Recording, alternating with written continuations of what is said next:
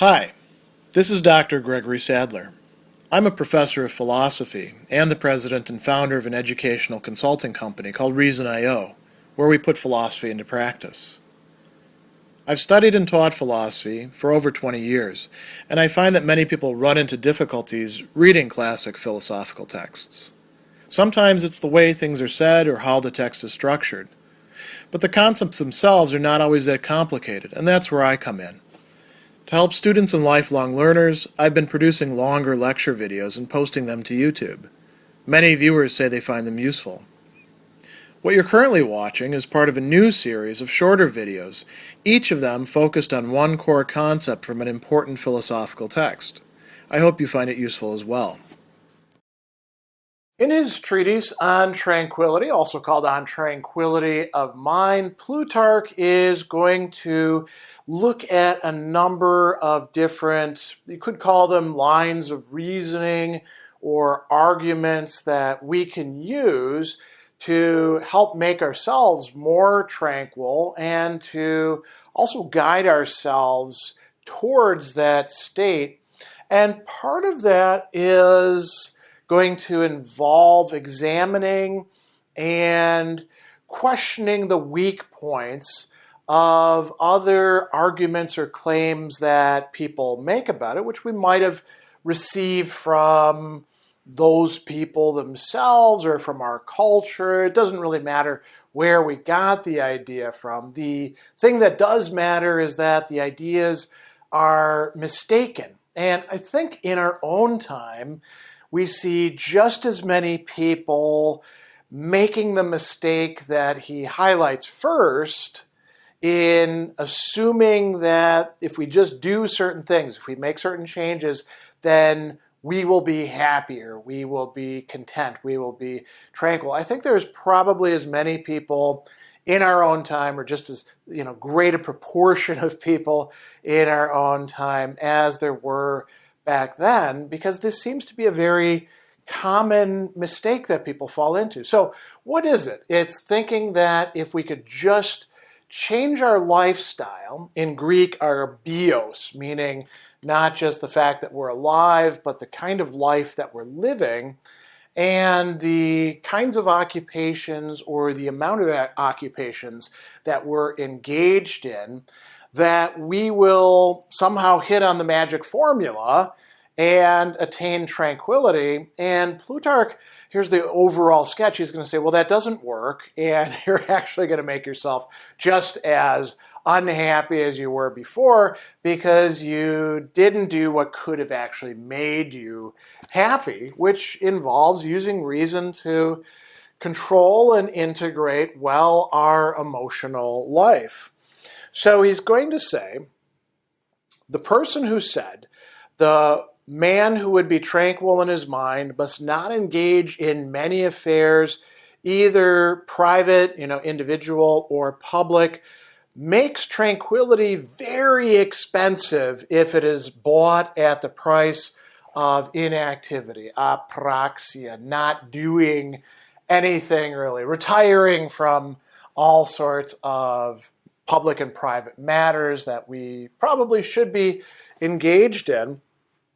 And he says that it's as though he advised every sick person, lay down in your bed and don't move. And he says, it is true a state of bodily stupor is a bad remedy for insanity, but no more better as a physician of the soul is he who would relieve it of its disturbances and distress by prescribing idleness, not doing anything, and softness, and betrayal of friends and family and country. In other words, not fulfilling your responsibilities.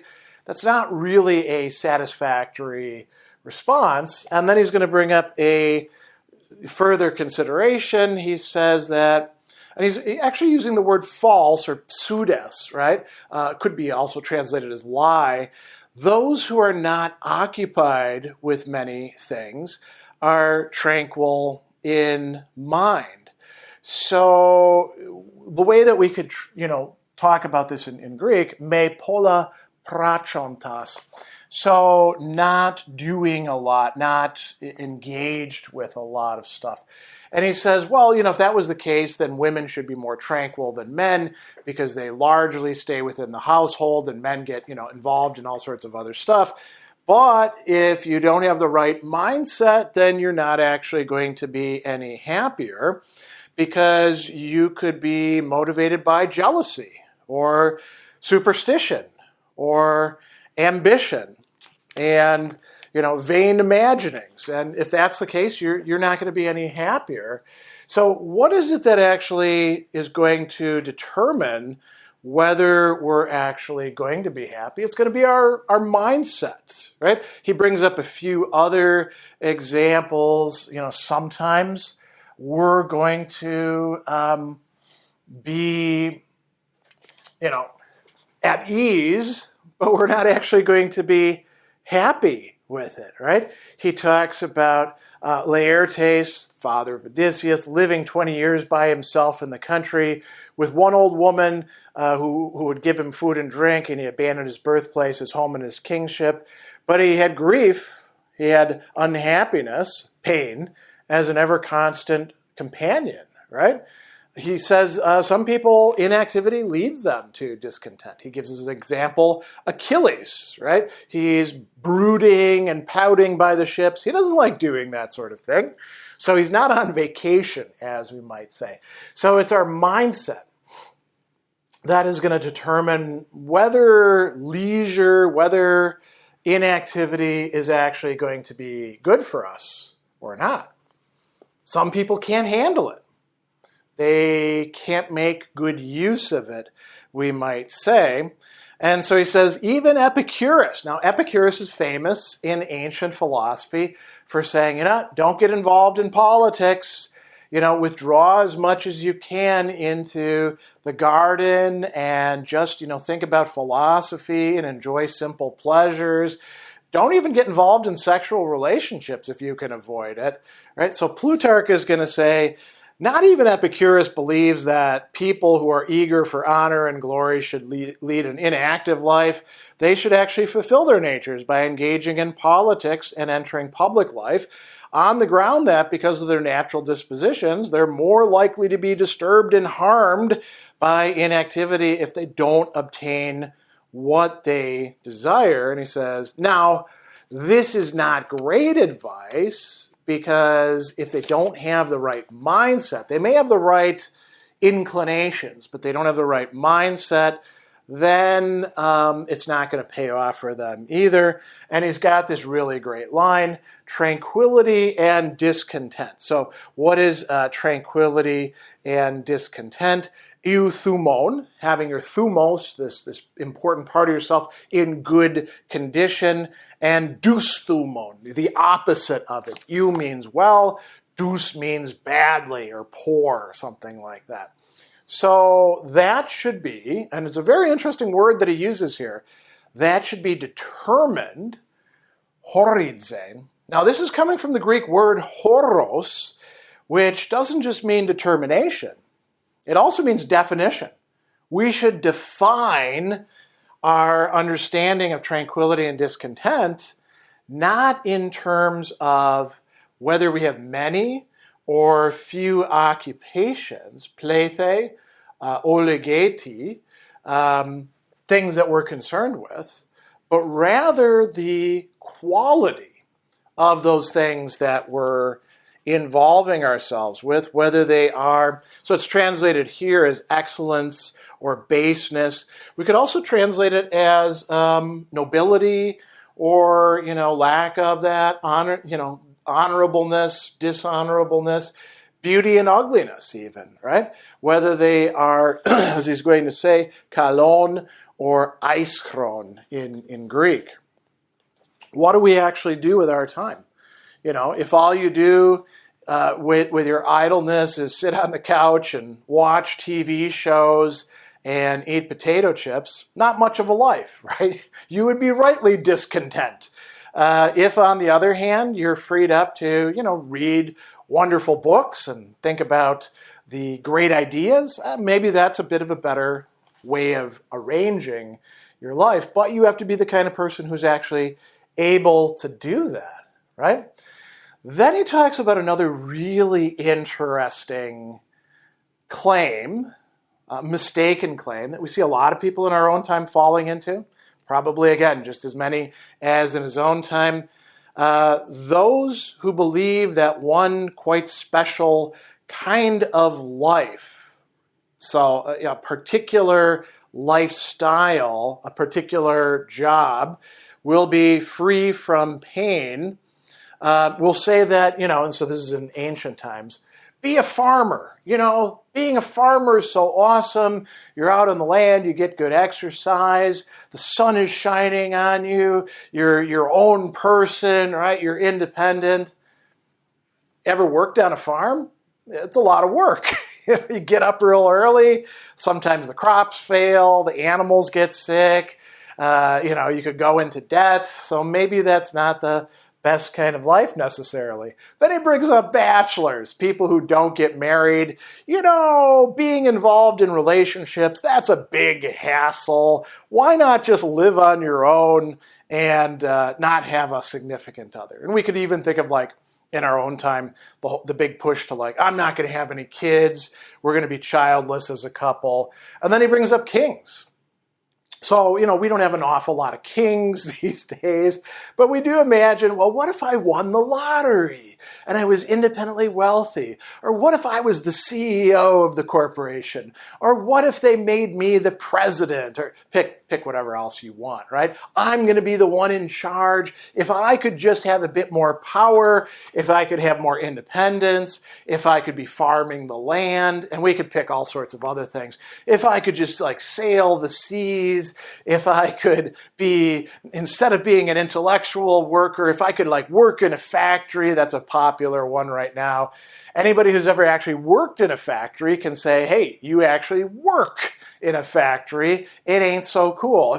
What if I could be a tradesperson? Well, you want your knees to be blown out when you're 40 and go through a lot of hassles and stuff like that and work outside when it's raining on you. All of these, people imagine that they're going to be wonderful and it's going to fix their life. And Plutarch says, no, man, if you've got the wrong mindset, it's not going to help you at all. And he says, people think that, when they're being seasick on a little boat, if they could just transfer from that little boat to a ship and then from a ship to a bigger ship, oh man, my life is going to get so much better. And he says, no, you're still going to have the same nausea and the same cowardice. So changing one mode of living, one bios in Greek, for another doesn't change your soul, and it doesn't take away from the soul what causes it to feel pain, the things that bother you, or distress, right? So ta luponta, ta tarachonta. These are Greek terms for things that get us upset. So if you haven't figured out your mind, changing your lifestyle is probably not going to be the cure-all that you think it is. And so what are the sorts of things that cause this? He's not giving you a comprehensive list here, but this is what we're thinking about. So inexperience in dealing with matters, right? Aperia pragmanton in Greek. Aperia is a lack of experience, peria, and pragmanton are, pragma is like a thing or a matter or the things that we are concerned with, our occupations. He's going to use that term a lot. So being inexperienced, we're going to make dumb decisions, right? Think about when you're dating and you first start dating and you don't know what you're doing. You don't even know who to get good advice from. You listen to, some podcast or a YouTube video, your stupid friends, and you're going to make all sorts of dumb decisions, right? And probably screw it up. So that's one thing. Unreasonableness, literally, in Greek, it's alogistia, lack of, reasoning things out. This could be because you trust in your emotions too much, or because you have cognitive defects that you need to work on, like the sunk cost fallacy.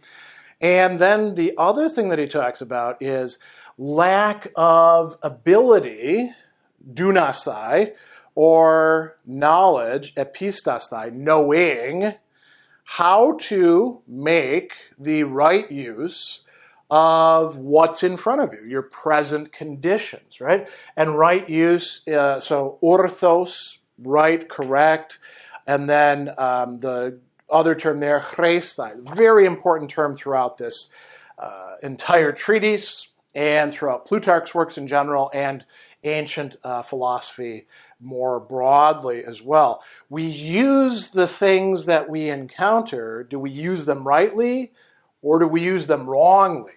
This is a really important issue. So when that's our case, changing our location, changing our profession, even staying within the same profession, just going to a different company, probably not going to fix things for us. And we could also extend this to like relationships. Oh, I'll divorce this person and then marry this person. Well, you're bringing the same person into the relationship. And if you're a screw up because of these factors, you're going to screw that relationship up as well. So he's got an interesting metaphor here or analogy that he's going to close on. He says that, well, first of all, he says people think that they're going to fix themselves, and I actually want to read this. He says that these are the defects that torment rich and poor alike, the married as well as the unmarried. Because of these, men avoid public life, then find their life of quiet unbearable. They seek advancement of court. They get to court. They're immediately bored. Their wives are troublesome. They grumble at the doctor. They're vexed with the bed. Each friend that comes annoys, that goes affronts. And then he says, okay, when you get past that, when the disease is over and health returns, it makes everything pleasant and agreeable. If you can adopt the right mindset, then whatever your circumstances are, it's going to be okay. He says that the person who yesterday was turning their nose up at eggs and delicate pastries and fine bread, today they're cool with eating a coarse loaf with olives and watercress, sort of like peasant food, ordinary people food. If you actually have a reasonable mindset, you will be happy. You will have tranquility. If you don't, then it kind of doesn't matter where you go or who you do it with or how many activities you're involved in or how many you say no to. You're still not going to be happy. So curing that delusion that if you just make some changes, everything will go well, that is one of the keys to tranquility.